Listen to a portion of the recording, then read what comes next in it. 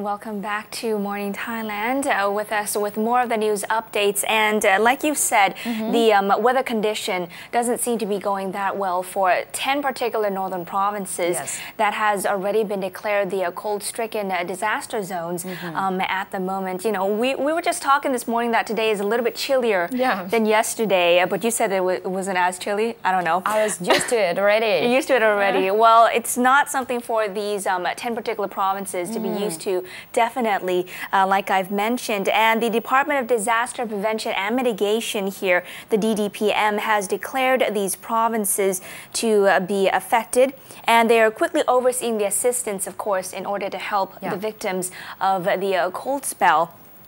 Now, according to the DDPM Director General himself, Mr. Chathai Promlert, he said that the cold spell covering the northern region of Thailand, with the temperatures continually dropping, has raised the number of those that have been affected in the areas. Since December the 2nd up until December the 18th, the 10 provinces that have been declared here include Loi, Tak, Nan, Chiang Mai, Nakhon Phanom, Nong Bua Lampu, Phrae, Chiang Rai, Uttaradit, and also Sakon Nakhon provinces. And it's approximately 2.3 million people that have been affected by this disaster. Now, in terms of the relief efforts, there will be temporary centers that will be set up in collaboration with the provincial offices.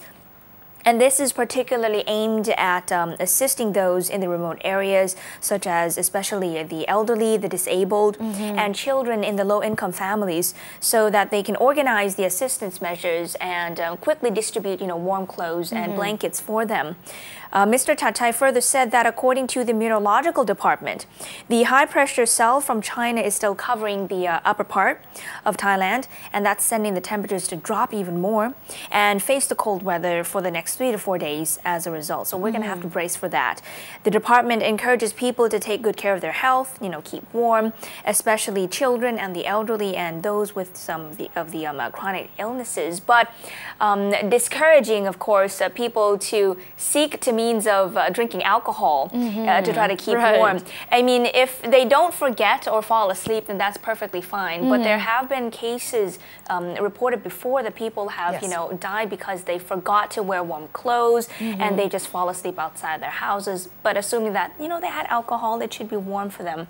But yeah, that's one of the things that has not been recommended for sure to do during the cold season. Other reasons are when people in the provinces lit bonfires in front of their house and fall asleep there, and there's a lot of risk coming down that way. From that, moving on to another news highlight for this morning, the Airport Authority of Thailand, or the AOT, has recently moved the ticket booth on the 4th floor of Suvarnabhumi Airport to the 6th floor. They cited that the reason that they had to move the area is to increase the spaces for the terminals and the passenger areas. And Kun Virawan Nethara Kavesana, director of Suvarnabhumi Airport, stated yesterday that the decision to relocate the ticket booth was made to accommodate a rising number of passengers during October to March, which is the country's high season.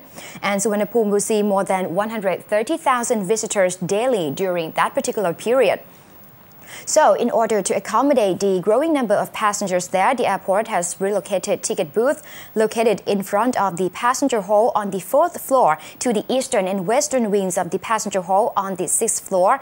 And that move would provide an additional space of 900 square meters more to the departing passenger hall and should ease the congestion in the area to a certain extent, because earlier there were a complaint filed by foreign tourists or even domestic tourists, saying that Suvarnabhumi Airport was really congested and it took a lot of time in order to check in or just moving from place to place there.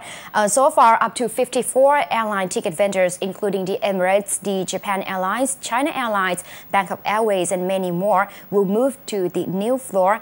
And some more good news here. Yesterday, the NBTC, National Broadcasting Telecommunication, has approved the license for Thai Airways to offer an in-flight Wi-Fi service, allowing passengers to stay connected Thai Airways reviewed this good news, saying that on trial period, the service will be available on 7 Airbus A330-300 carriers and also 6 other Airbus A380 carriers, which will make the Thai Airways the first airline here in Thailand to offer the Wi-Fi on-board service. That's a good news for tourists or even Thai people who want to travel during the upcoming New Year holidays. We're going to have more convenient internet service on board. Okay, well, I'm sure that lots of other measures will definitely be talked about as well. And as an example, the Transport Ministry has already come out to reveal some of their plans that they have for the upcoming New Year's as well, because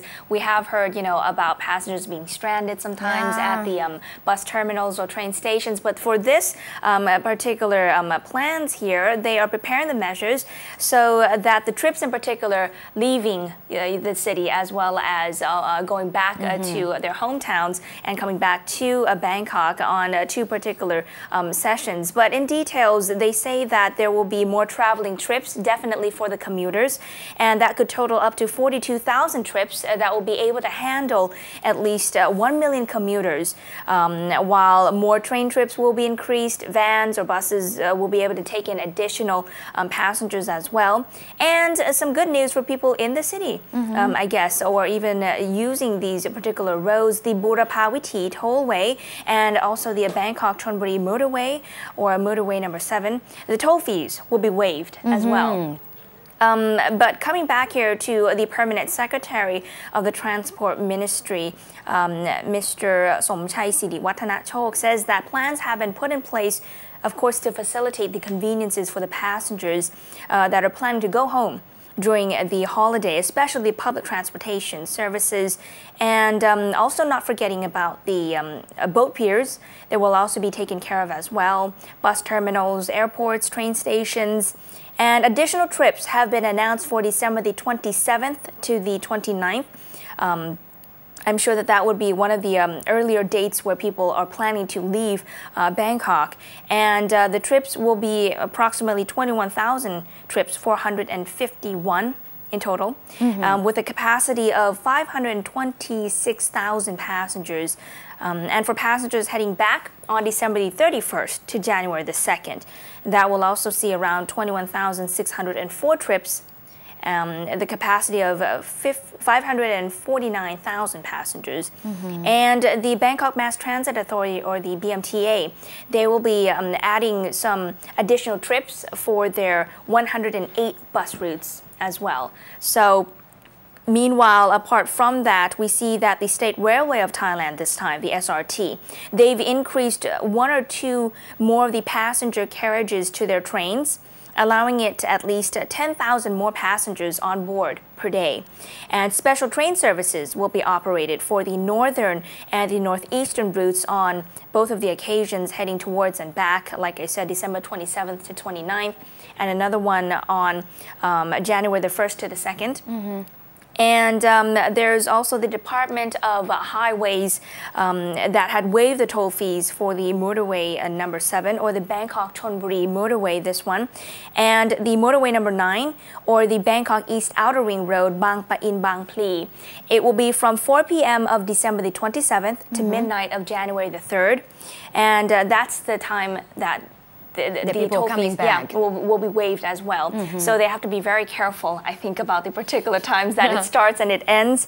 And the department will be inspecting the road safety, having the checkpoints and etc., of course, to help people. I think those would be one of the campaigns that we have been seeing just recently, recent years that the government is trying to do as well to help the commuters.